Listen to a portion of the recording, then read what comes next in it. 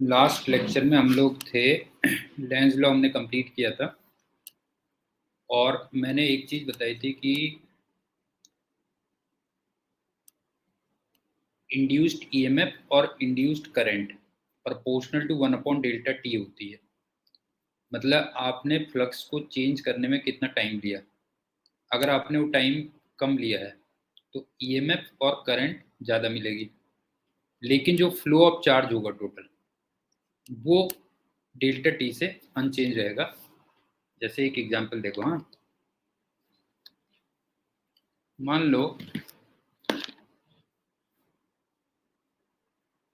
ये एक लूप है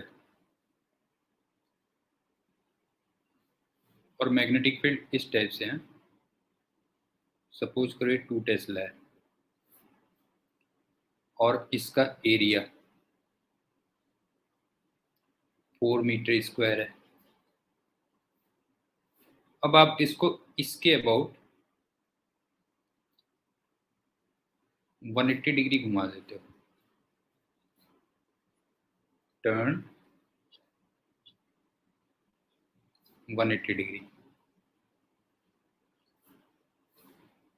अच्छा, एक कंडीशन ऐसी है कि तुम डेल्टा टी 1 मान लो 2 सेकंड लेते हो और दूसरे केस में आप डेल्टा टी 2 मान लो 4 सेकंड ले लेते हो। तो दोनों केसेस में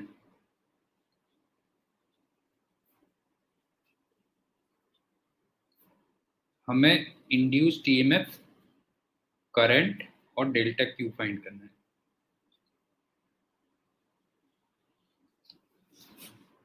तो सबसे पहले अगर मैं इस केस में देखूं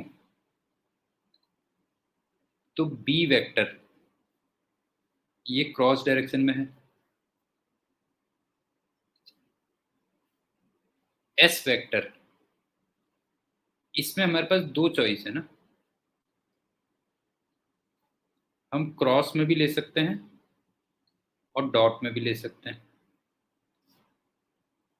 तो मान लो मैं क्रॉस में लेता हूँ बिल्कुल शुरुआत में, तो इसका मतलब इन दोनों के बीच में अभी 0 डिग्री का एंगल बन गया।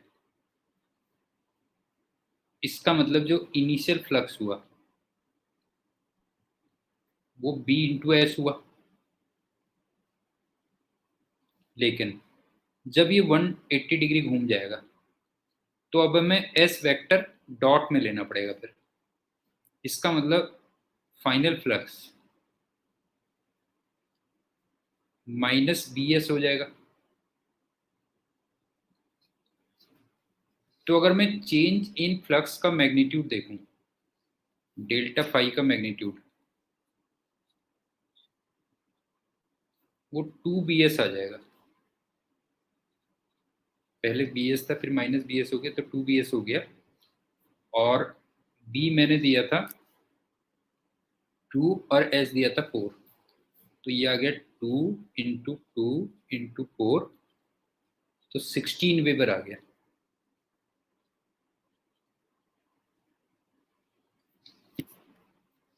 अच्छा, सपोज करो इस लूप का ना रेजिस्टेंस भी आपको दे रखा है, मान लो 2 ओम।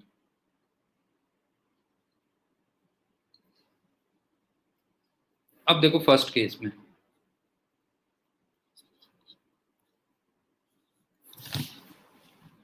डेल्टा टी 1 आपको दे रखा है 2 सेकेंड।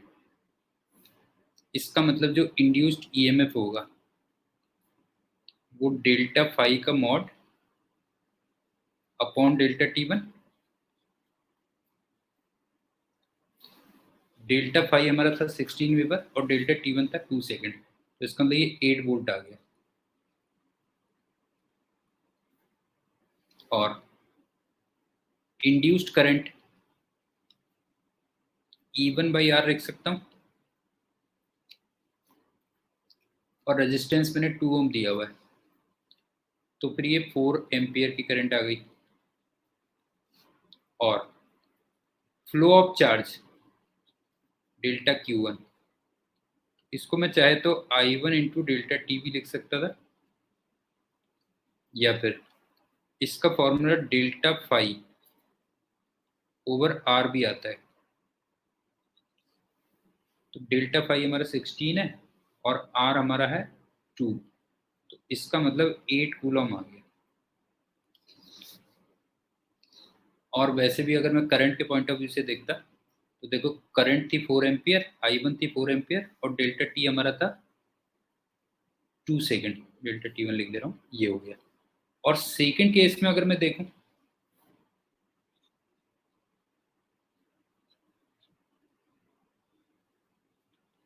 अब हमारा डेल्टा टी 2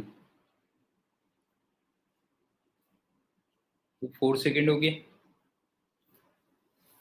तो यहाँ पे ये वाली और ये वाली वैल्यूज E1 और I1 वैल्यूज वो हाफ रह जाएंगी, बिकॉज डेल्टा टी डबल हो गया।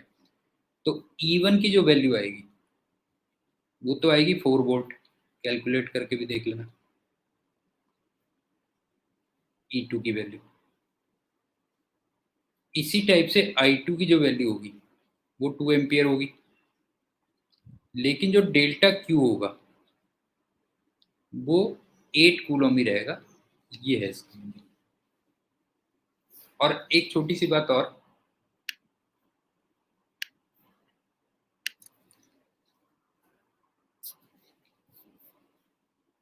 कि 4 एम्पियर की करंट 2 सेकंड तक फ्लो की, तो Q equal to I into T होता है, तो 8 कूलम का चार्ज फ्लो होगा।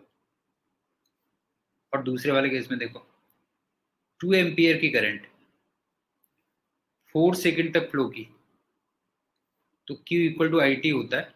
तो यहाँ भी तुम देखोगे तो 8 कूलम का चार्ज आया है, ये कह लो। तो आई थिंक ये पॉइंट क्लियर होगा। अब चलते हैं नेक्स्ट पॉइंट।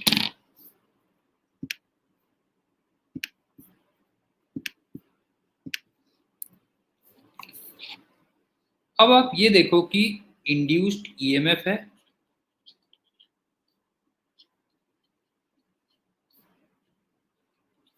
करंट है, या फिर फ्लो ऑफ चार्ज है। ये सारी प्रॉब्लम्स तब क्रिएट हो रही हैं जब फ्लक्स में चेंज हो रहा है। When flux is changing.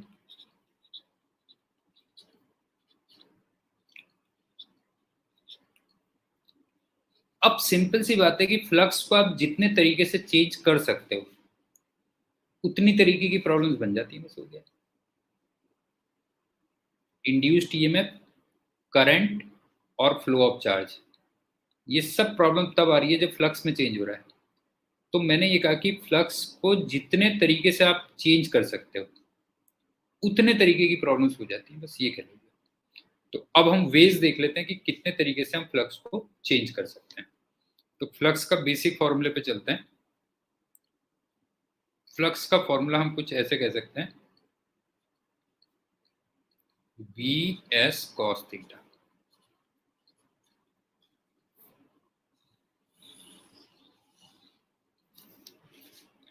अब मैं यहाँ पे वेज लिख रहा हूं जिससे हम फ्लक्स को चेंज कर सकते हैं, right. Different ways of changing flux.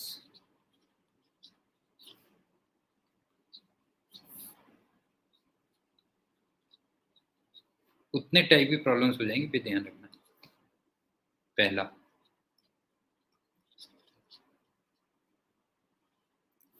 Simplest है,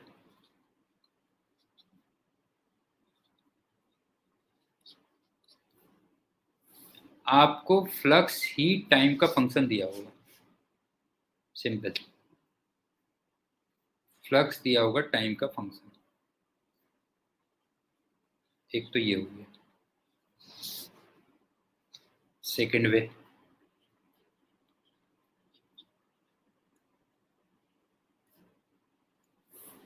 आपको ये जो मैग्नेटिक फील्ड है ये टाइम का फंक्शन दिया होगा।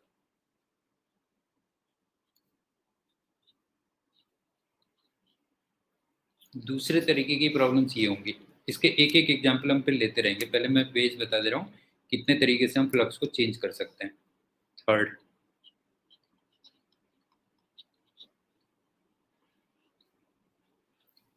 अब ये जो मैग्नेटिक फील्ड है, ये मैंने लास्ट लेक्चर में बताया था कि किसी मेन करंट आई से प्रोड्यूस होता है। Main current I,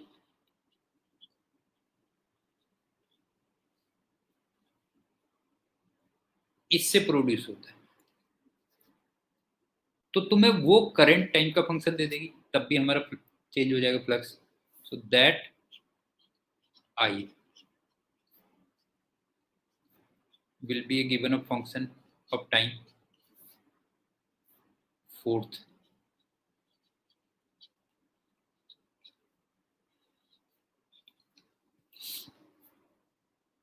S.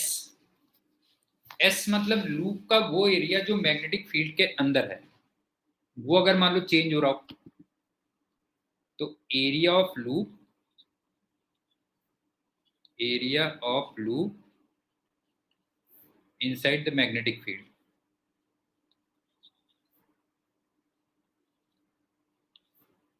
Is changing.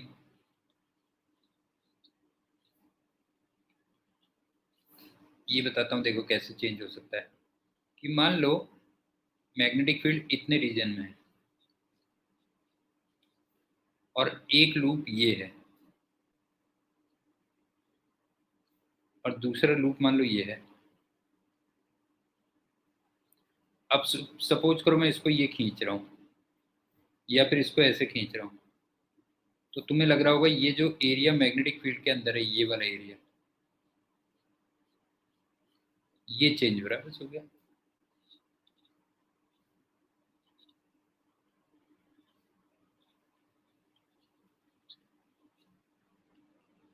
ये तरीका भी समझ में आ गया होगा। अब चलते हैं फिफ्थ।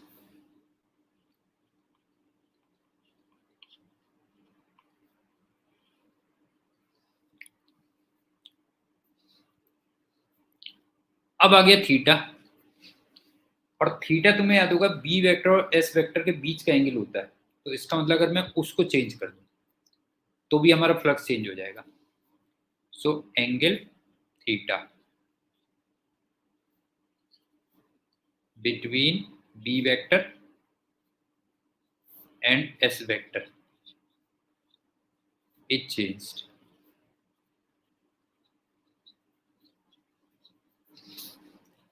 इसको हम कैसे चेंज कर सकते हैं, देखो कि मान लो ये बी वेक्टर तो फिक्स है,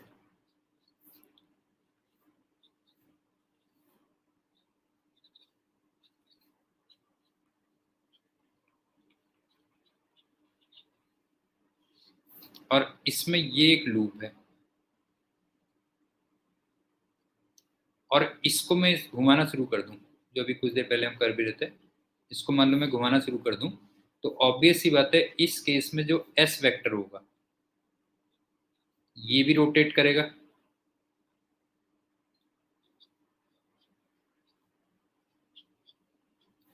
देयरफॉर आप कह सकते हो कि दोनों के बीच में जो एंगल होगा थीटा, वो चेंज हो जाएगा, बस हो गया।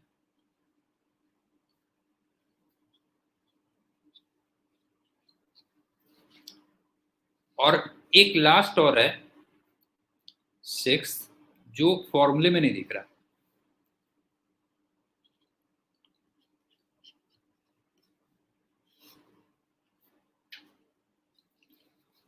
आप लूप को पोजीशन के साथ में नॉन यूनिफॉर्म मैग्नेटिक फील्ड में अगर मूव करवाते हो तो भी हमारा काम चल जाता है। If loop is moved in position non uniform field, position non uniform field,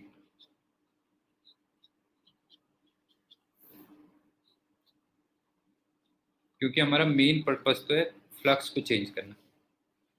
और ये भी हमने पिछले लेक्चर्स में डिस्कस किया था। जैसे ये देखो ना, ये मेन करंट हो गई आई, इसका मैग्नेटिक फील्ड का पैटर्न मैंने ये बताया था कुछ,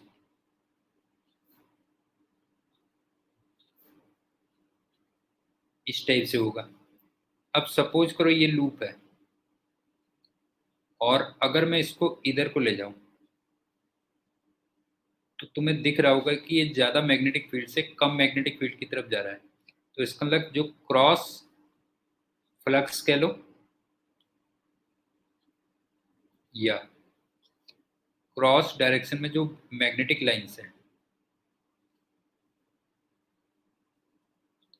वो डिक्रीज कर रही है। तो यहाँ से भी हमारा फ्लक्स चेंज हो गया। तो ये भी एक तरीका है।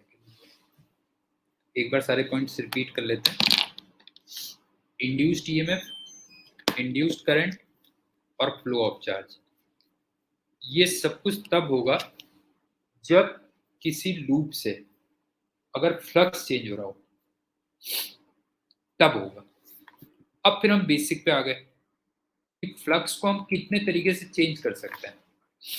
तो जितने तरीके से हम फ्लक्स को चेंज कर सकते हैं उतने तरीके की हमारी प्रॉब्लम्स हो जाएंगी। तो फ्लक्स का जो बेसिक फॉर्मूला वो ये है कुछ बी एस कॉस थीटा। तो टोटल 6 तरीके से मैंने आपसे कहा मेनली हम चेंज करते हैं। एक तो मैंने कहा सबसे पहले फ्लक्स को ही टाइम का फंक्शन दे दिया, वो तो सिंपलेस्ट हो गया। उसके बाद मैग्नेटिक फील्ड को टाइम का फंक्शन दे दिया। नेक्स्ट, मैग्नेटिक फील्ड अल्टीमेटली कहीं ना कहीं किसी एक मेन करंट आई से प्रोड्यूस होगी, तो उसको टाइम का फंक्शन दे दिया। उसके बाद एस, जो एरिया मैग्नेटिक फील्ड के अंदर है उसको तुम चेंज कर दो तो भी हमारा फ्लक्स चेंज हो जाएगा। और एक मैंने तुमसे कहा कि बी और एस के बीच में जो एंगल थीटा है उसको अगर मैं चेंज कर दूं तो भी हमारा पर्पस सॉल्व हो जाएगा। और एक लास्ट में मैंने तुमसे कहा कि अगर मैं लूप को पोजीशन के साथ में नॉन यूनिफॉर्म मैग्नेटिक फील्ड अगर कोई हो उसमें ट्रांसलेट करवा दूं तो भी हमारा पर्पस सॉल्व हो जाएगा। और ये जो थीटा चेंज करने का तरीका था उसमें क्या होता है कि हम बी वेक्टर को तो फिक्स रखते हैं लेकिन हम लूप को रोटेट करते हैं तो उससे उसका जो एरिया वेक्टर होता है वो भी घूमता है। तो इसका मतलब बी वेक्टर और एस वेक्टर के बीच में एंगल क्या होता रहता है, चेंज होता रहता है। बस ये कर सकते हैं। अब इस पे बेस्ड एक एक क्वेश्चन कर लेते हैं सब पे।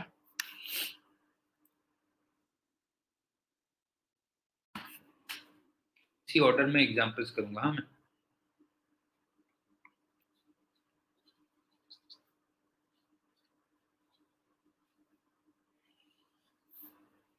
एग्जांपल 1,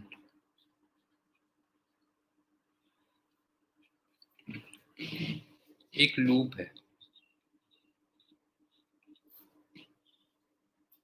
इस टाइप से और इसमें क्रॉस डायरेक्शन में मैग्नेटिक लाइंस हैं कह लो या फ्लक्स हैं, कुछ भी कह लो। और फ्लक्स तुम्हें कुछ ऐसे दिया हुआ है 2t²। और इसका जो रेजिस्टेंस है वो मान लो 2 ओम दिया हुआ है। तो सबसे पहले तो हमसे पूछा हुआ है direction of induced current I, direction of induced current I.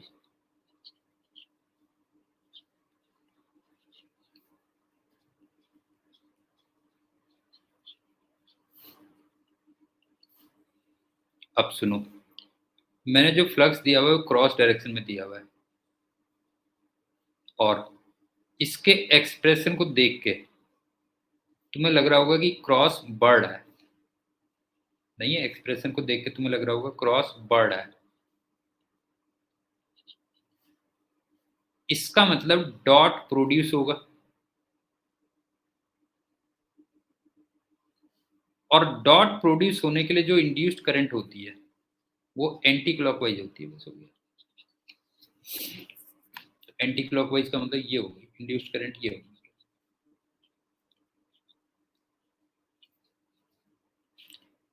अब दूसरा part,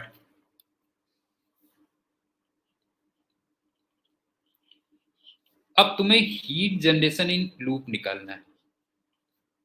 heat generation in loop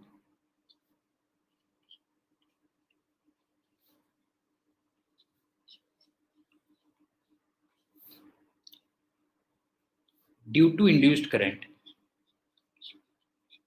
due to induced current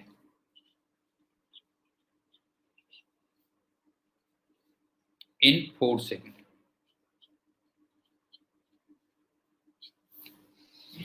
अब देखो, इंड्यूस्ड करंट की डायरेक्शन तो मैंने ऑलरेडी दे दी, लेंज लॉ यूज करके कह लो, वो दे दी। तो अब मैं सिर्फ इसका मैग्नीट्यूड निकालता हूं। तो ये ईएमएफ अपॉन आर होगा,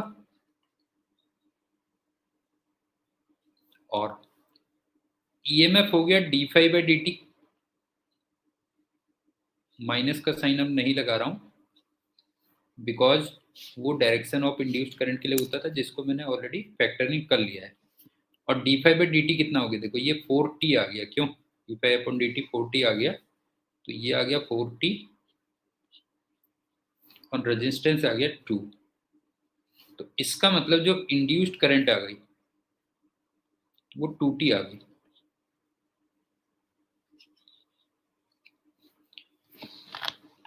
अब करंट इलेक्ट्रिसिटी के चैप्टर में मैंने पढ़ाया था कि अगर करंट कांस्टेंट हो और तुम्हें हीट जनरेशन निकालना है तो तुम directly I square R T कर सकते हो।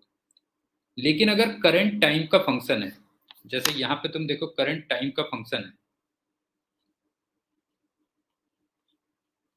तो अब हम जो हीट निकालते हैं वो इंटीग्रेशन से निकालते हैं। तो इसका मतलब जो h की वैल्यू आ जाएगी वो इंटीग्रेशन आई स्क्वायर आर डी टी ये होती है, और आई कितना निकल के आया हमारा 2t, तो उसका स्क्वायर करना है, तो 4t स्क्वायर हो गया।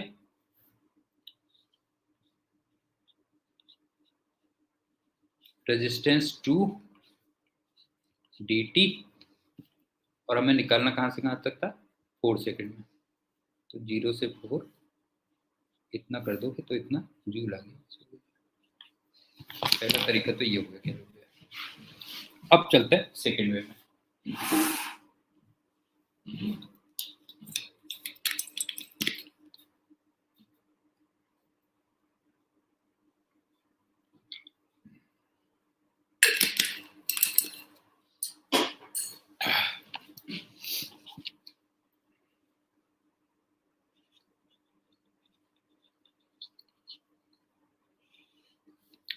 ये मान लो एक लूप है,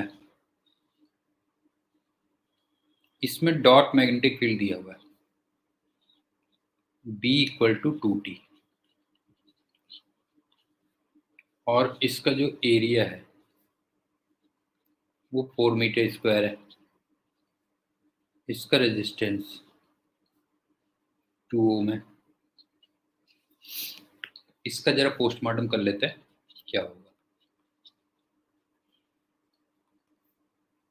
सबसे पहले इसका जो एरिया वेक्टर है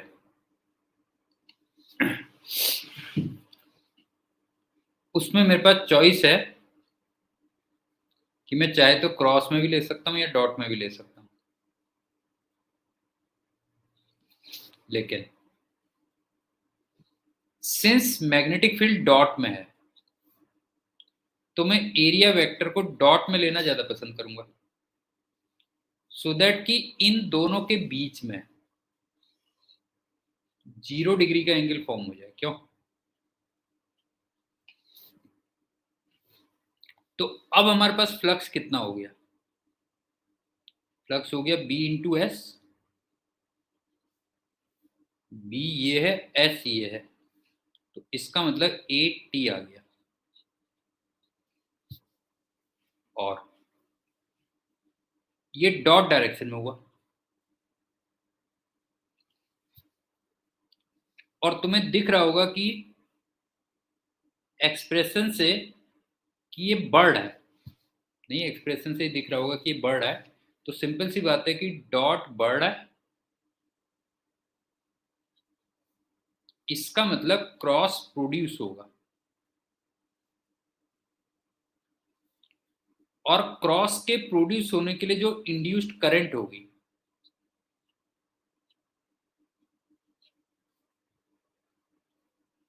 उसको क्लॉकवाइज होना पड़ेगा, तो इंड्यूस्ड करंट हमारी ये आ जाएगी।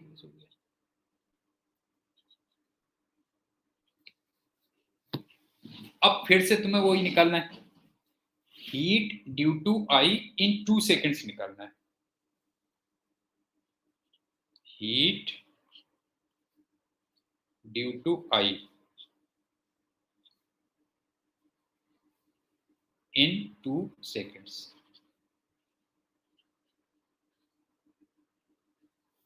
फिर से मैं वही करता हूँ कि I कितना होगा, देखो EMF अपॉन R, और EMF हो जाएगा d∅dt,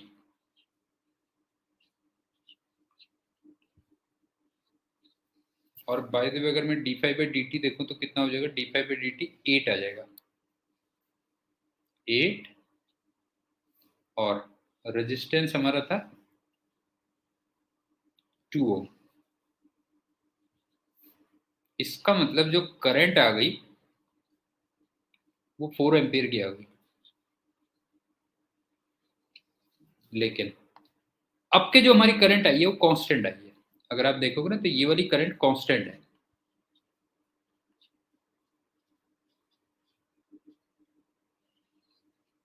इसका मतलब हम हीट के लिए अब डायरेक्ट फॉर्मूला यूज कर सकते हैं, I²RT का डायरेक्ट फॉर्मूला यूज करके, बस हो गया। देयरफॉर आप कह सकते हो heat equal to I²RT। I हमारा 4 आ गया, R हमारा 2 है, और T भी 2 है, तो ये हो गया 4 का स्क्वायर 2 इंटू 2, तो 64 जूल आ गया। तो मेरे ख्याल से सेकेंड वे भी तुम्हें समझ में आ गया होगा। अब चलते हैं थर्ड वे।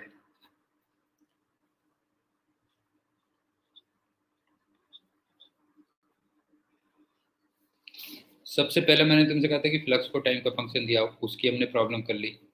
फिर मैंने तुमसे कहा मैग्नेटिक फील्ड को टाइम का फंक्शन दिया हो, उसकी हमने प्रॉब्लम कर ली। तीसरा मैंने तुमसे कहा था कि जो मेन करंट आई होती है, कैपिटल आई, जिसकी वजह से मैग्नेटिक फील्ड प्रोड्यूस हो रहा है, उसको हम टाइम का फंक्शन दे देते हैं कई बार, ये होता है, तो उस पर बेस्ड है। तो ये करंट आई है मतलब,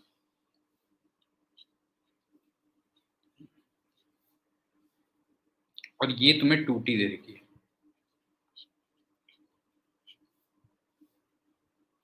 और यहाँ पे एक लूप है,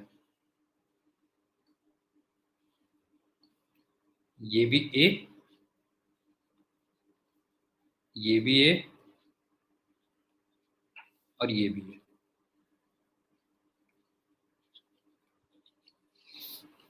इसका भी थोड़ा पोस्टमार्टम कर लेते हैं क्या है, सुनो। अच्छा, इसका एक चीज और दे रखी है कि तुम्हें रेजिस्टेंस पर यूनिट लेंथ,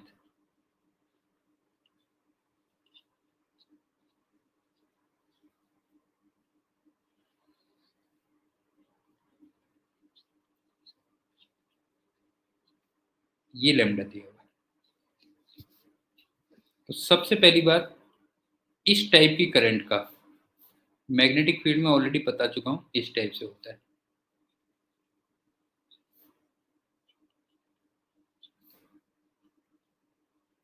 और इसमें जो फ्लक्स निकलता था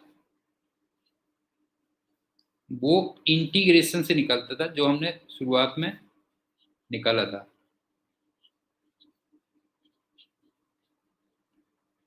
अब ये क्रॉस डायरेक्शन में ही होगा, फ्लक्स ध्यान रखना।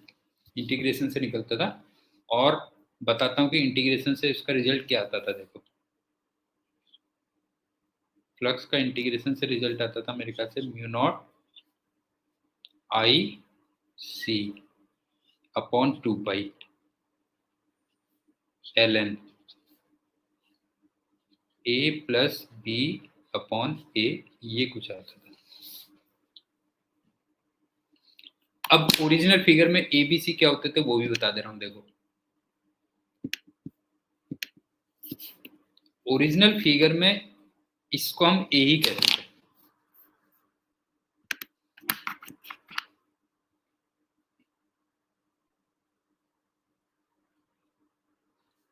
ये बी होता था, और इसको मैं सी लेता था।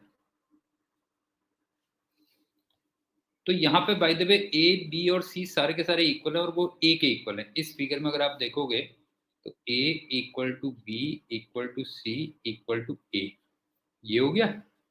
और ये जो करंट दे रखी है ये 2t दे रखी है, तो फ्लक्स क्या हो गया जरा बताओ। जो है फ्लक्स की वैल्यू आ गई mu not 2t a upon 2 pi ln 2, क्योंकि b को भी ये रखना है ना। ये हो गया, 2 से 2 कैंसिल हो गया। अब सुनो, ये फ्लक्स क्रॉस डायरेक्शन में है और एक्सप्रेशन से तुम्हें दिख रहा होगा, जैसे यहाँ पे टी आ रहा है ना, अगर देखोगे यहाँ पे टी आ रहा है, तो एक्सप्रेशन से तुम्हें दिख रहा होगा कि क्रॉस फ्लक्स बढ़ रहा है। आप देखो ना, क्रॉस बढ़ रहा है, इसका मतलब डॉट प्रोड्यूस होगा।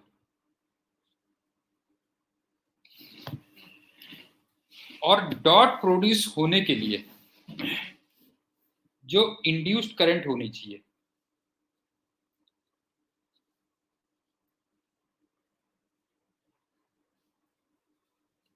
वो एंटी क्लॉकवाइज होनी चाहिए। इसका मतलब इसमें इंड्यूस्ड करंट ऐसे होगी।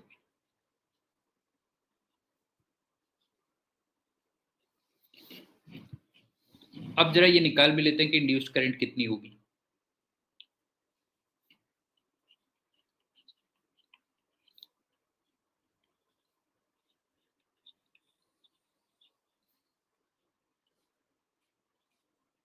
ईएमएफ अपॉन आर होगा,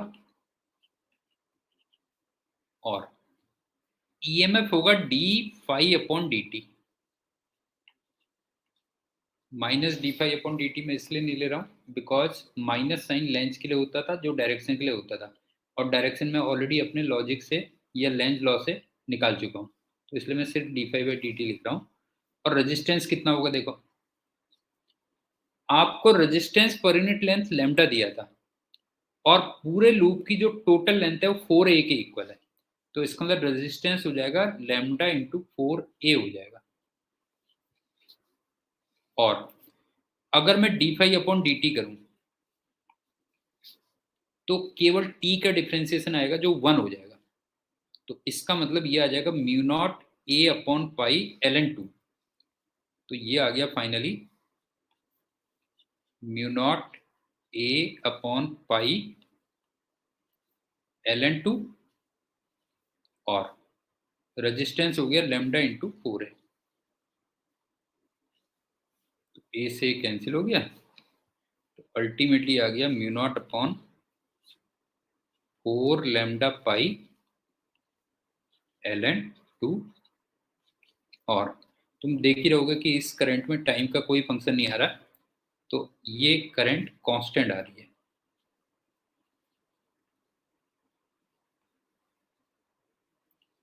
तो बाय द वे इस करंट की वजह से अगर तुम्हें हीट पूछी हो, ठीक है ना, इस करंट की वजह से अगर हीट पूछी हो तो फिर तुम डायरेक्ट फॉर्मूला यूज कर सकते हो। इसका मतलब H equal to I square R T can be used.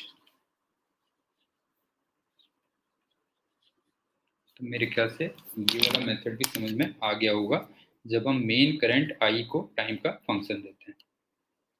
उसके बाद हम क्या करते थे, उसके बाद हम S को चेंज करते थे, जो एरिया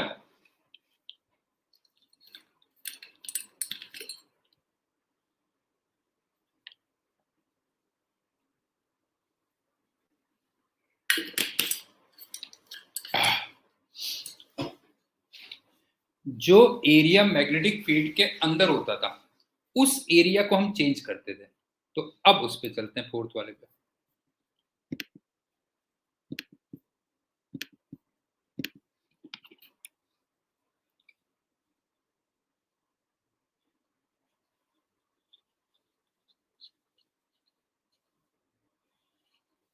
सपोज करो मैग्नेटिक फील्ड यहां तक है, यूनिफॉर्म है, ध्यान रखना, ये बी है और ये यूनिफॉर्म है।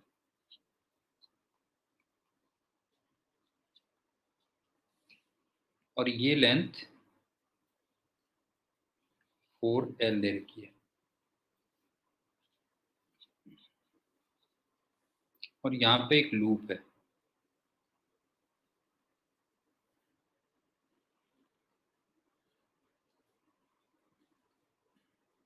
L लेंथ का और एक कांस्टेंट स्पीड v से तुम इसको नजदीक ला रहे हो और ये डिस्टेंस भी L दे रखी है और इसका जो टोटल रेजिस्टेंस दे रखा है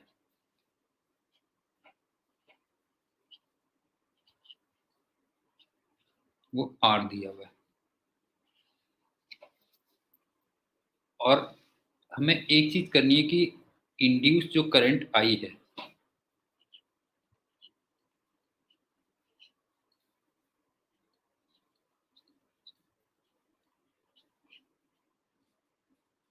लूप में, हाँ ध्यान रखना, लूप में जो इंड्यूस्ड करंट आई है वो अगर क्लॉकवाइज है तो उसको पॉजिटिव ले लेते हैं और अगर एंटी क्लॉकवाइज है तो उसको नेगेटिव ले लेते हैं।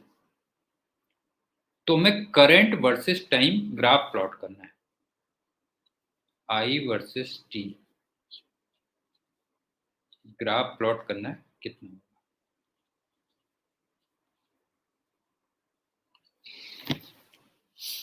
अब देखो इसमें ना कौन कौन से सेगमेंट्स होंगे। हाँ देखो एक फिगर बनाता हूँ तब क्लियर होगा।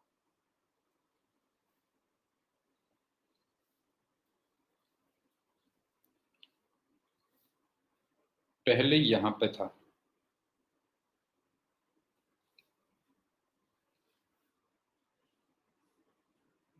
यहां से यहां पे आएगा, यहां से यहां पे आएगा, फिर यहां तक जाएगा,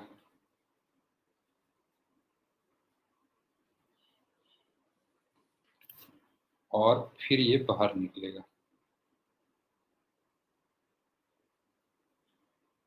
मतलब ऐसे कुछ होंगे, होंगे एक ही लाइन में, होंगे एक ही लाइन में, और किसी एक पॉइंट को पकड़ते हुए चलते हैं। देखो जैसे ना मैं इस लाइन को देख रहा हूँ, ध्यान से देखना,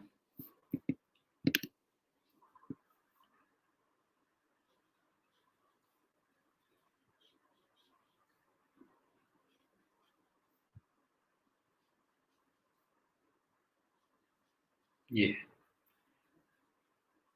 तो इसको 1 कह लो, इस पोजीशन को 2 कह लो, इसको 3, इस पोजीशन को 4, इसको 5। देखना है बेटा, और ये पी पॉइंट कह रहा हूँ मैं, एक किसी को पी को पकड़ लेता हूँ, जैसे ये पी को पकड़ लेता हूँ।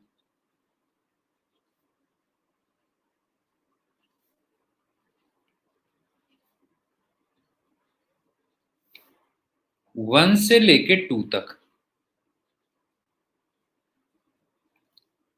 डिस्प्लेसमेंट ऑफ पी वो तुम्हें एल दिख रहा होगा, ठीक है ना। 1 से लेके पी तक डिस्प्लेसमेंट ऑफ पी तुम्हें एल दिख रहा होगा, तो इसका मतलब जो टाइम लगेगा वो एल अपॉन वी लगेगा। और अभी तक मैग्नेटिक फील्ड जीरो था, मतलब मैग्नेटिक फील्ड के बाहर था ना, आउट ऑफ मैग्नेटिक फील्ड। तो जब मैग्नेटिक फील्ड है ही नहीं तो ऑब्वियसली फ्लक्स चेंज नहीं होगा, नहीं है। तो उस केस में जो डेल्टा फाई होगा वो जीरो होगा, तो करंट जीरो होगी, ईएमएफ जीरो होगा, सब कुछ जीरो होगा, ये तो कुछ नहीं मतलब होगा। अब चलते हैं 2 से लेके 3 तक। 2 से लेके 3 तक तुम्हें दिख रहा होगा कि क्रॉस डायरेक्शन वाला जो मैग्नेटिक फील्ड रहा होगा वो बढ़ रहा होगा, क्रॉस इंक्रीजिंग। इसका मतलब डॉट प्रोड्यूस हुआ होगा, और डॉट प्रोड्यूस होने के लिए जो करंट होनी चाहिए वो एंटी क्लॉकवाइज होनी चाहिए। और एंटी क्लॉकवाइज करंट को मैंने नेगेटिव बोला था।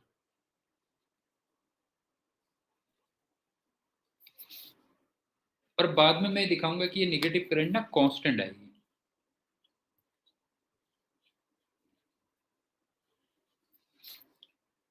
अब आप देखो कि फर्दर ये कितना डिस्प्लेस हो गया। अगर देखोगे फर्दर जो डिस्प्लेस हुआ, फर्दर डिस्प्लेसमेंट ऑफ पी, वो एल आ रहा होगा। तो इसका मतलब जो फर्दर टाइम लगेगा वो एल अपॉन वी का और टाइम लगेगा। तो 2 से लेके 3 तक तुम्हें कुछ इस टाइप से दिख रहा होगा, ये है कह लो। अब चलते हैं 3 से लेके 4 पोजीशन।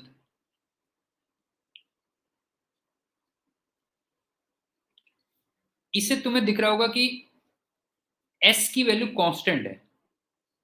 एस मतलब एरिया, हाँ ध्यान रखना, एरिया इनसाइड मैग्नेटिक फील्ड, ये कांस्टेंट है। इसका मतलब चेंज इन फ्लक्स जीरो होगा, तो इंड्यूस्ड करंट जीरो होगी। और वैसे 3 से लेके 4 तक जाने में देखो पी का फर्दर डिस्प्लेसमेंट कितना हुआ। अगर देखो कि पी का फर्दर डिस्प्लेसमेंट कितना हो गया, 3L हो गया। मतलब फर्दर डिस्प्लेसमेंट ऑफ पी, ये 3L आ गया। इसका मतलब फर्दर जो टाइम लगा वो डिस्टेंस अपॉन स्पीड, इसका मतलब 3L अपॉन बी आ गया। और लास्ट में फिर रह जाता है 4 से लेके 5 तक।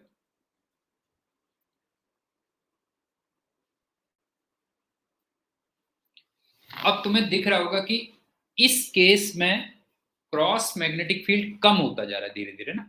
पहले ये पूरे में क्रॉस था और फिर लास्ट में बिल्कुल ही जीरो हो गया। तो इसका मतलब क्रॉस डिक्रीजिंग, तो क्रॉस प्रोड्यूस मीन्स क्लॉकवाइज।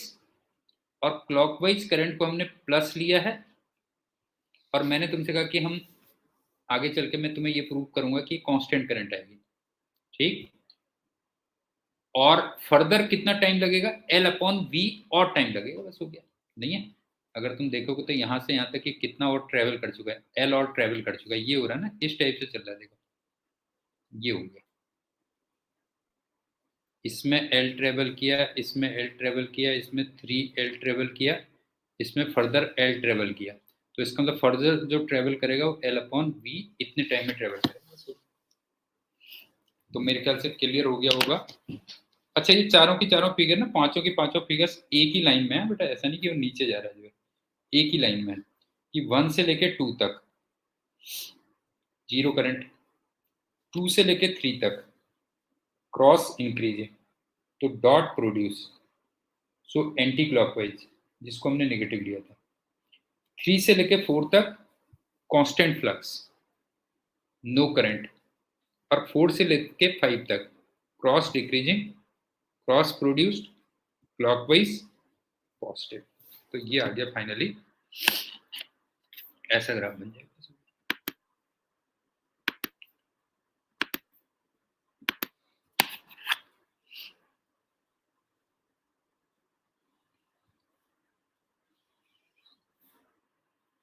ये करंट आ गई, ये टाइम आ गया। तो पहले मैंने तुमसे कहा जीरो करंट रहेगी,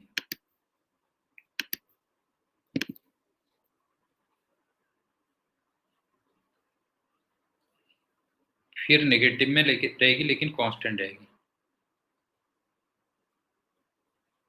फिर जीरो रहेगी, फिर पॉजिटिव में रहेगी लेकिन कांस्टेंट रहेगी, और फिर जीरो होती जाएगी, ये कह लो। सबसे पहला टाइम था L by V, further time L by V और था तो 2L by V, further time 3L upon V और था तो 5L अपॉन वी, और further time L by V और था तो 6L/V, और मैंने तुमसे कहा ये करंट कांस्टेंट होगी,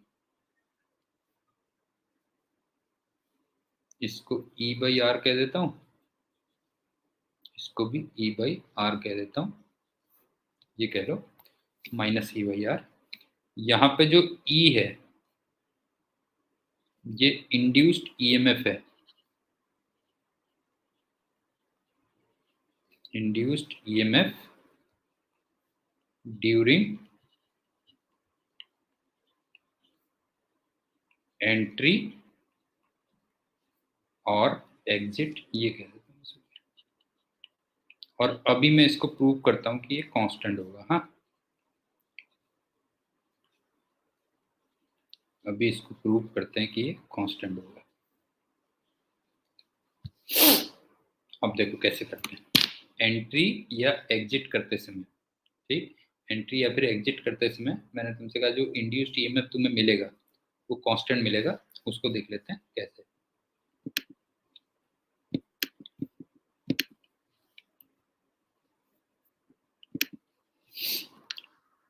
तो मैं लिख रहा हूं कि कांस्टेंट ईएमएफ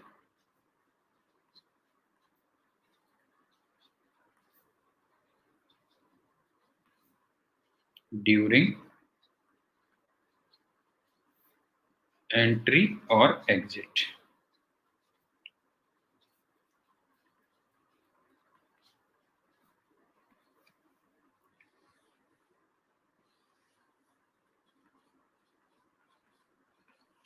मान लो किसी टाइम पे ना ये x एंटर कर चुका है,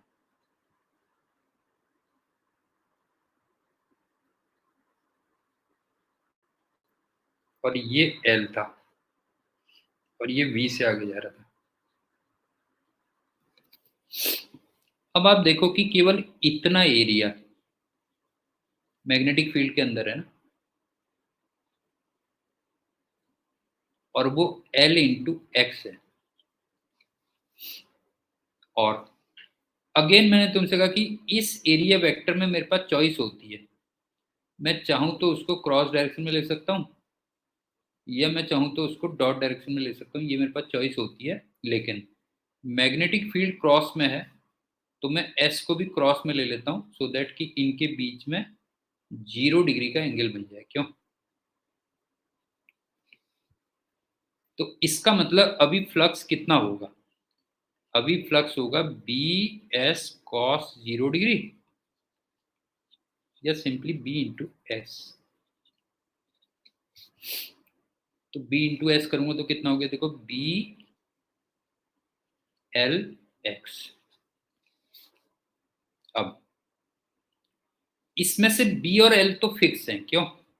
मैग्नेटिक फील्ड तुम्हें यूनिफॉर्म दिया था, तो B और L तो फिक्स है, X वेरिएबल है।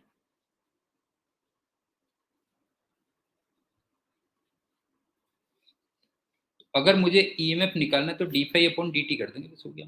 नहीं है, E अगर मुझे निकालना है तो d∅/dt,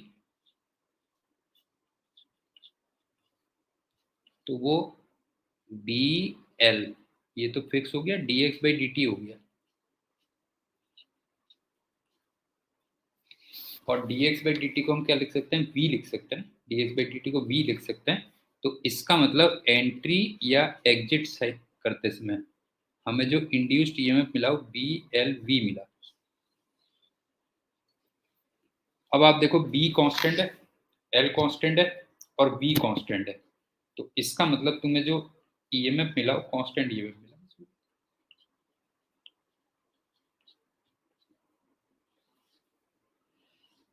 तो जब ईएमएफ कांस्टेंट मिला तो ऑब्वियस सी बात है एंट्री या एग्जिट करते समय आपको जो करंट मिलेगी वो कांस्टेंट मिलेगी। जब तक लूप मैग्नेटिक फील्ड के अंदर एंटर नहीं करता है तब तक ईएमएफ 0। एंटर करते समय cross increasing, dot produced, so anti clockwise, जिसको हमने निगेटिव दिया था। फिर जब पूरा लूप मैग्नेटिक फील्ड के अंदर आ चुका है तो अब जो एरिया है जो मैग्नेटिक फील्ड के अंदर था वो फिक्स हो गया, इसका मतलब फ्लक्स फिक्स हो गया, तो कोई करंट नहीं होगी। और जब वो बाहर निकल रहा होगा तो उसमें क्रॉस डिक्रीज कर रहा होगा, तो इसका मतलब क्रॉस ही प्रोड्यूस हो रहा होगा, तो इंड्यूस्ड करंट क्लॉकवाइज आएगी। और शुरू में मैंने कन्वेंशन दे दी थी कि क्लॉकवाइज करंट को हमें पॉजिटिव लेना है। और एक मैंने पॉइंट ये बताया कि एंटर करते समय और एग्जिट करते समय केवल तभी तुम्हें ईएमएफ मिलना है, लेकिन वो फिक्स आनी है वैल्यू, ईएमएफ की वैल्यू फिक्स आनी है। तो ऑब्वियस सी बात है, उससे करंट की वैल्यू क्या आएगी, कांस्टेंट आएगी। अब चलते हैं फिफ्थ मेथड में।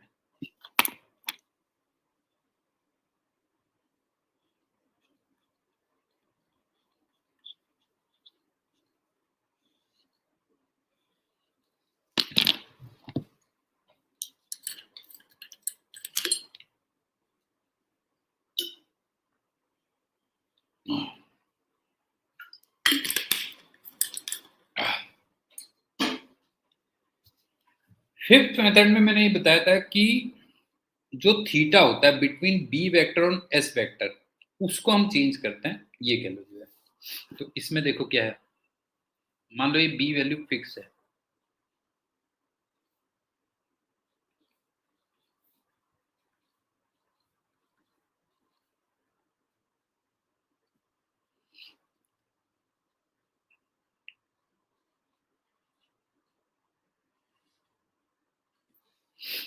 और इसका एरिया एस है,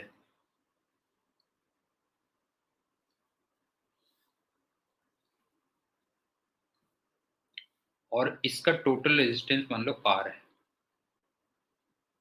और इसको मैं ओमेगा से घुमाऊंगा।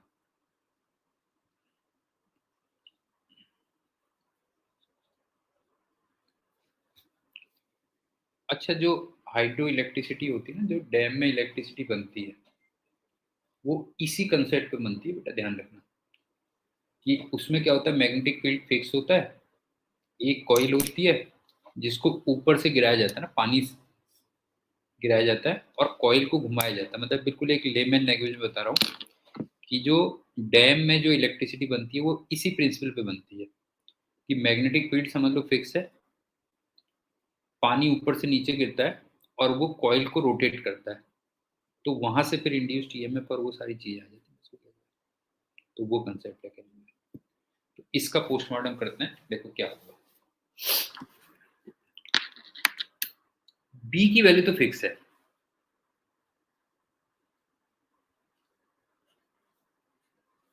डायरेक्शन मैग्नीट्यूड सब कुछ। अब लूप रोटेट कर रहा है,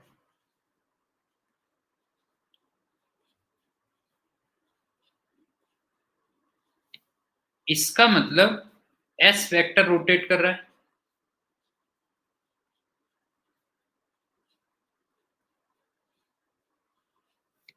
इसका मतलब theta between B vector and S vector,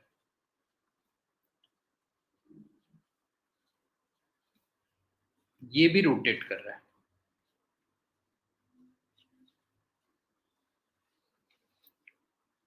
उसके बाद टी इक्वल टू जीरो पे ये वैल्यू फिगर है,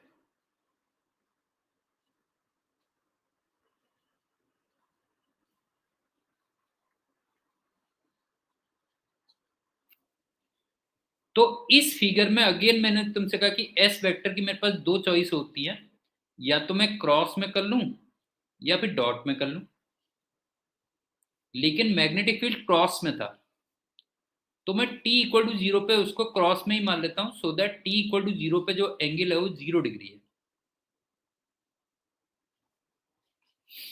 समझ में आ रहा है ना, t इक्वल टू जीरो पे मैं b वेक्टर और s वेक्टर के बीच में एंगल को 0 मान ले रहा हूं। t इक्वल टू जीरो पे एंगल बिटवीन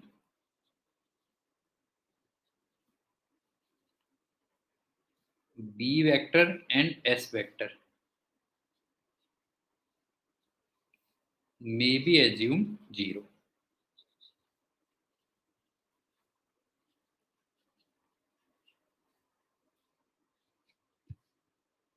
अब चलते हैं t इक्वल टू टी पे।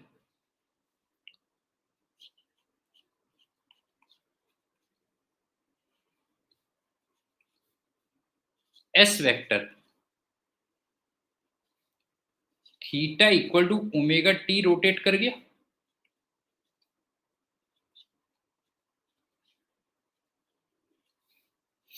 जबकि बी वेक्टर वहीं पे रह गया।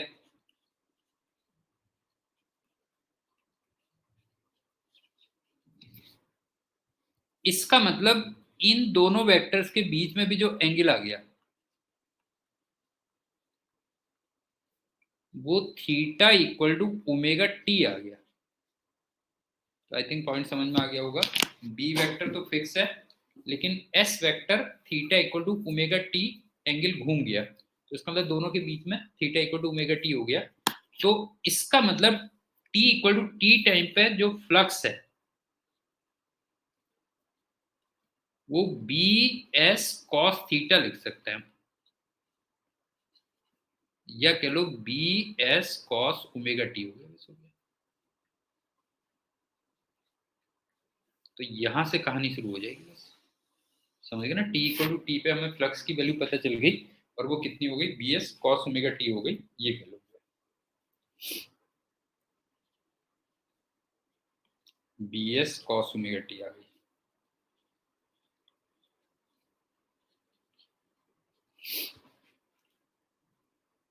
अब इंड्यूस्ड ईएमएफ निकाल देते हैं।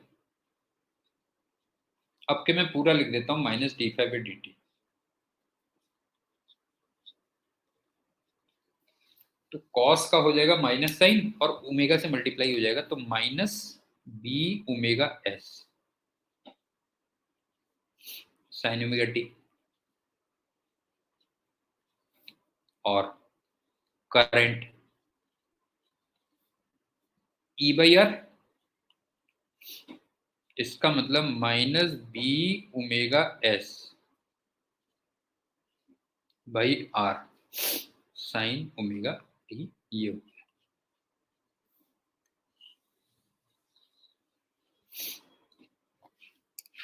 आई थिंक समझ में आ गया होगा। तो जो डैम्स में हमारी इलेक्ट्रिसिटी बनती है वो कुछ इन्हीं इक्वेशंस पे बेस्ड होती है, ये कह दो। अब इसमें से हम कुछ इंपॉर्टेंट पॉइंट्स फाइंड कर लेते हैं।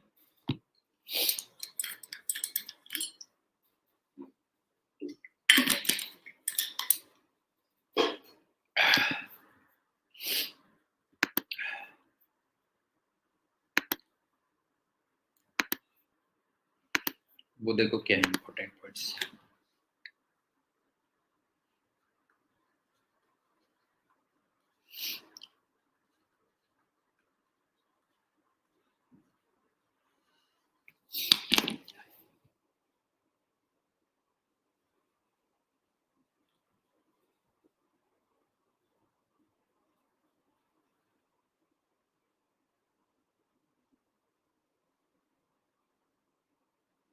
सबसे पहली बात,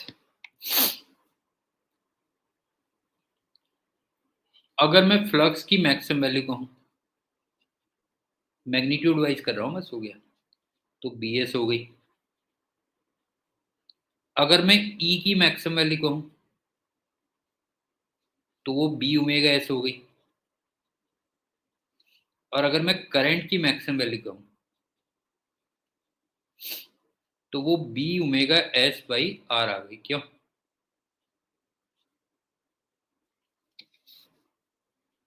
तो इस टाइप के जो साइनोसॉइडल इक्वेशंस होती है ना, अगर आप देखोगे तो ये साइनोसॉइडल इक्वेशंस आ रही है ना, पूरी की पूरी साइनोसॉइडल आ रही है। क्यों?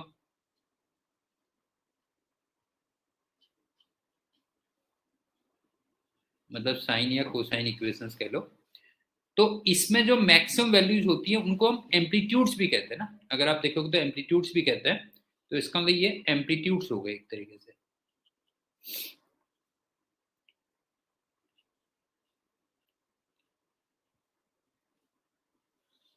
मतलब फ्लक्स, ईएमएफ और करंट साइनोसॉइडली ऑसिलेट कर रही है। क्यों साइनोसॉइडली ऑसिलेट कर रही है? और उनके एम्पलीट्यूड की वैल्यू क्या है? फ्लक्स के एम्पलीट्यूड की वैल्यू बी एस है, ईएमएफ के एम्पलीट्यूड की वैल्यू बी ओमेगा एस है, और करंट के एम्पलीट्यूड की value B omega S by R के इक्वल है। दूसरा,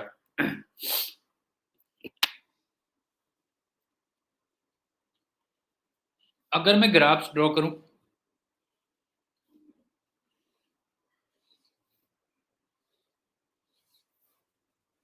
फ्लक्स वर्सेस टी,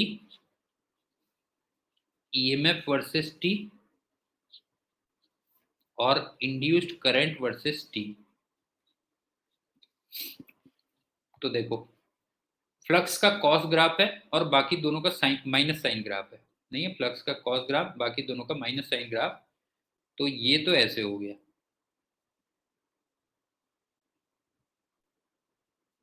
ये हो गया, ये ऐसे हो गया, और ये भी ऐसे आ गया। ये भी क्लियर हो गया होगा। और बाय द वे एम्पलीट्यूड कितना था इसका, था बी एस, तो ये माइनस बी एस हो गया। ये हो गया बी ओमेगा एस, और ये हो गया माइनस बी ओमेगा एस, और ये आ गया B omega S by R, और ये आ गया minus B omega S by R. तो मेरे ख्याल से यहां तक भी क्लियर हो गया होगा। अब सुनो,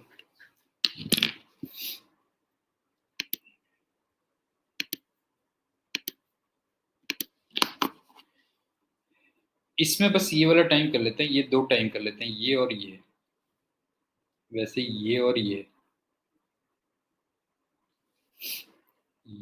और ये।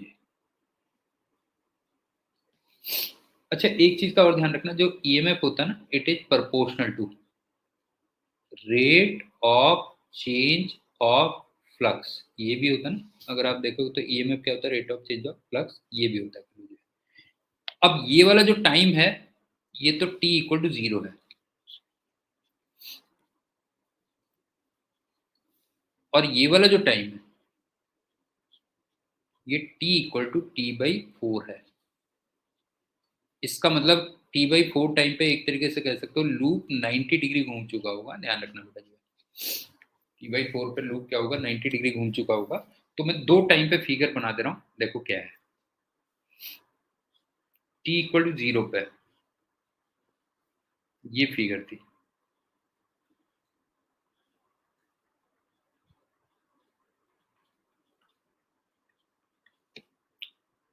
इसका मतलब जो प्लेन ऑफ लूप था, ध्यान से देखना, प्लेन ऑफ लूप वो परपेंडिकुलर टू मैग्नेटिक फील्ड था। इसका मतलब S vector and B vector के बीच में 0 डिग्री का एंगल एज्यूम कर लिया था हमने, ये था। और जो एस वेक्टर था, ये तो 0 डिग्री हो ही गया। अब सुनो, इसमें देखो तुम्हें फ्लक्स तो लग रहा होगा मैक्सिमम, तो rate of change of flux, इसका मतलब इंड्यूस्ड ईएमएफ, इसका मतलब इंड्यूस्ड करंट, वो 0 है अगर आप देखोगे तो उसमें ये है। तो इस टाइम पे जो फ्लक्स है वो मैक्सिमम है, लेकिन rate of change of flux, तो उससे इंड्यूस्ड ईएमएफ और उससे करंट, ये 0 है अगर आप देखोगे। तो इसको अच्छी तरीके से देख लो, जिस टाइम पे लूप मैग्नेटिक फील्ड के परपेंडिकुलर होता है, मतलब लूप का जो प्लेन है, जिस टाइम पे लूप का प्लेन मैग्नेटिक फील्ड के परपेंडिकुलर होता है, उस टाइम पे एस वेक्टर और बी वेक्टर सेम डायरेक्शन में होगा, तो उसमें फ्लक्स तो मैक्सिमम होता है, लेकिन rate of change of flux या इंड्यूस्ड ईएमएफ या फिर करंट, वो 0 होती है। अब चलते हैं T equal to T by 4 पे।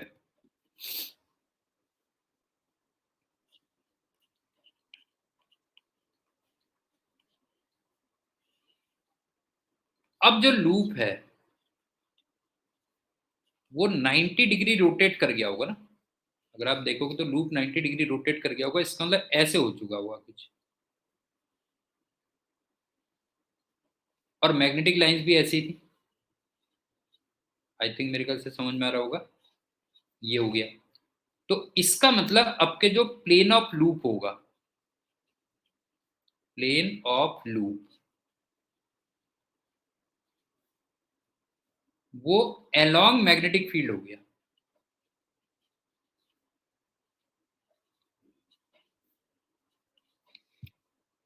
अब इस टाइम पे अगर तुम देखोगे तो इस टाइम पे फ्लक्स तो जीरो है, लेकिन rate of change of flux या इंड्यूस्ड ईएमएफ या फिर इंड्यूस्ड करंट वो मैक्सिमम है। मतलब निगेटिव से वो मत करना, निगेटिव तो जस्ट डायरेक्शन वगैरह के लिए होती है। तो इसका मतलब इस टाइम पे जो फ्लक्स है वो तो जीरो है, लेकिन rate of change of flux हो गया या इंड्यूस्ड ईएमएफ हो गई या करंट हो गई, ये मैक्सिमम, बस ये कर। एक बार दोबारा सुन लो।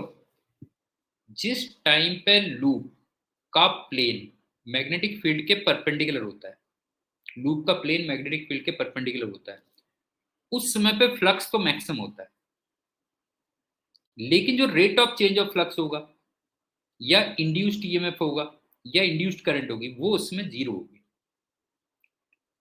और जब वो 90 डिग्री घूम जाएगा, इसका मतलब loop of the plane magnetic field के अलोंग आ जाएगा, तो उसमें फ्लक्स जीरो होगा। लेकिन उस टाइम पर rate of change of flux या फिर इंड्यूस्ड ईएमएफ या फिर करंट, उसकी वैल्यू फिर मैक्सिमम आती है, बस ये कह लीजिए। और वो प्लस माइनस से कंफ्यूज मत हो ना, वो तो मैंने तुमसे कहा केवल डायरेक्शन के लिए होती है। ये हो गया। अब लास्ट चलते हैं सिक्स वाली मेथड में।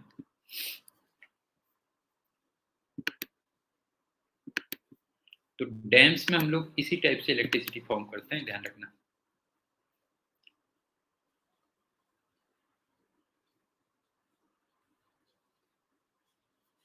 मैंने तुमसे कहा था ना, लूप को हम क्या करते हैं कि पोजीशन के साथ में नॉन यूनिफॉर्म मैग्नेटिक फील्ड में उसमें ट्रांसलेट करवाते हैं, बस हो गया।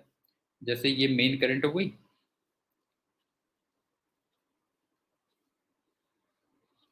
इसका मैग्नेटिक फील्ड में कई बार बता चुका हूं कि ये ऐसे है,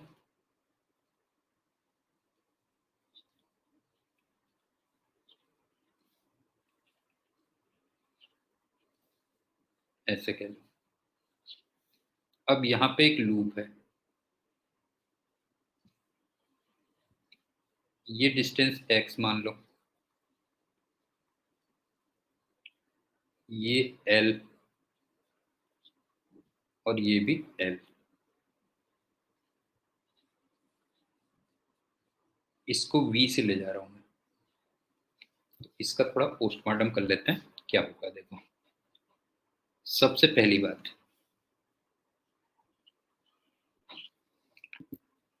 लूप ज्यादा क्रॉस मैग्नेटिक फील्ड से कम क्रॉस मैग्नेटिक फील्ड की तरफ जा रहा है। क्यों? लूप ज्यादा क्रॉस मैग्नेटिक फील्ड से कम क्रॉस मैग्नेटिक फील्ड की तरफ जा रहा है, इसका मतलब क्रॉस इसका डिक्रीज कर रहा है।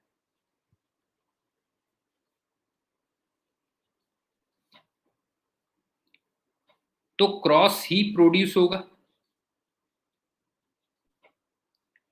क्रॉस प्रोड्यूस होने के लिए जो इंड्यूस्ड करंट होनी चाहिए, मेन करंट अलग होती है, इंड्यूस्ड करंट अलग होती है, ध्यान रखना। इंड्यूस्ड करंट वो क्लॉकवाइज होगी, इसका मतलब ऐसे होगी।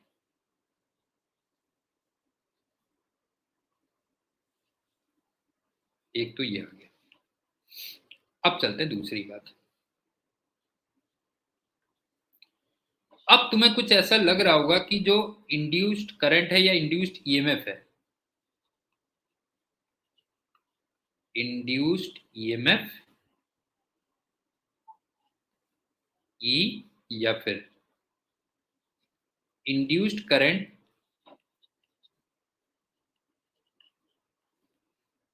आई, ये अगर देखोगे तो किस किस के फंक्शन होंगे देखो। उसमें एक तो करंट का टर्म आएगा, एल आएगा, एक्स आएगा, बी आएगा, कुछ इस टाइप से होगा ना। अगर देखोगे तो ये होगा बेटा जो, क्यों? इसमें से बस ये एक्स वेरिएबल है।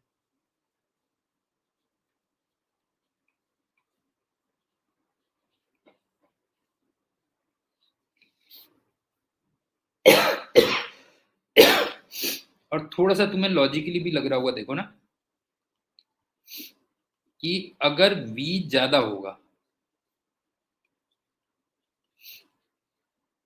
तो इसका मतलब फ्लक्स बहुत तेजी से चेंज होगा ना। अगर v ज्यादा होगा तो फ्लक्स बहुत तेजी से चेंज होगा। तो उस केस में जो E और I होंगे वो ज्यादा होंगे। लेकिन अगर x ज्यादा होगा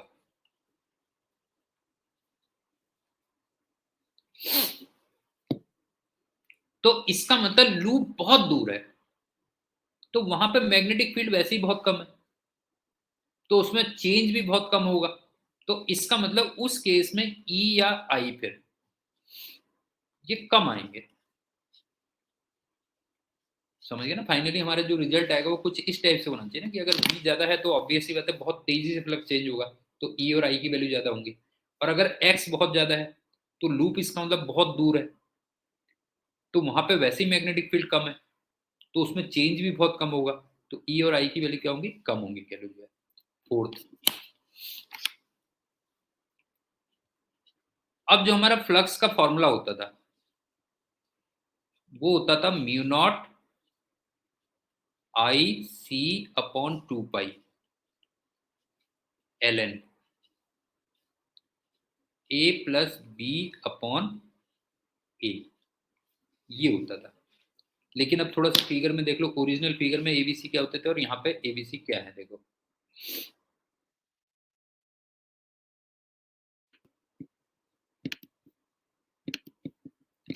ओरिजिनल फिगर में ना ये होता था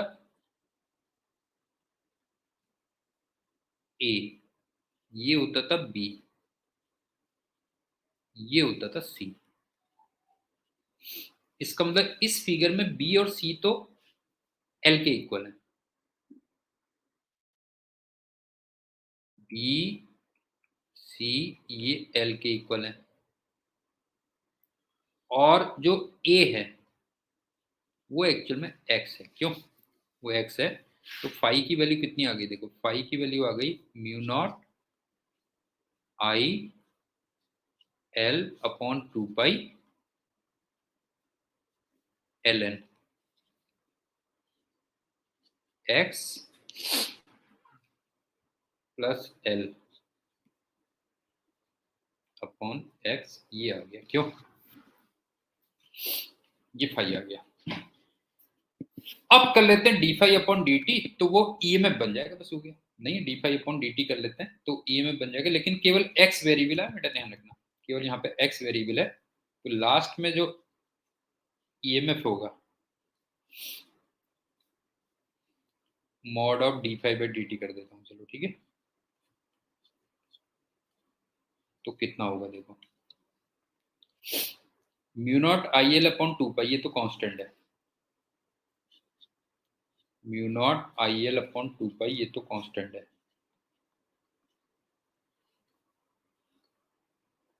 अब एल एन एक्स का 1/x होता है। क्यों एल एन एक्स का 1/x होता है? तो इसका मतलब x upon x plus L हो गया। फिर चेन रूल लगेगा बेटा, ध्यान रखना। डिनोमिनेटर को एज इट इज रखा, न्यूमरेटर को डिफ्रेंशिएट किया, नहीं न्यूमरेटर को डिफ्रेंशिएट किया तो 1 हो गया, माइनस न्यूमरेटर को एज इट इज रखा, डिनोमिनेटर को एज इट इज डिफ्रेंशिएट किया 1 अपॉन एक्स का स्क्वायर हो गया। क्यों? और साथ में dx बाई डी टी और आ गया, ये dx बाई डी टी और आ गया। और इस dx बाई डी टी को लास्ट में हम क्या कर देंगे, b कर लेंगे। ये हो गया, तो ये ईएमएफ निकल गया तुम्हारा।